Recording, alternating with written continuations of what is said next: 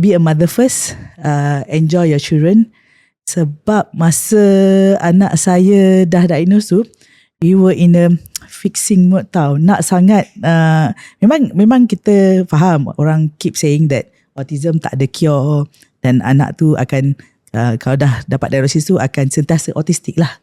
Tidaklah akan menjadi normal. Tapi kita masa tu on the fighting mode kan. Hantar terapi, 1 minggu ada 7 hari. Saya hantar 6 hari seminggu. What kind of life kan? And therapy kita bukan bercakap 1 jam. I hantar 2-3 jam sehari.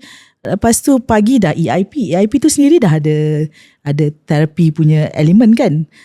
Memang untuk special needs. Lepas tu hantar lagi pergi therapy. Lepas tu hantar lagi pergi swimming.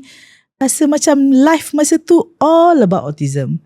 Sampai kan bila macam weekend kan, bila pergi jumpa dengan adik-beradik just for outing, mesti tanya, oh baru balik daripada hantar anak pergi terapi Memang that was expected of us. We were like macam sentiasa dari terapi anak.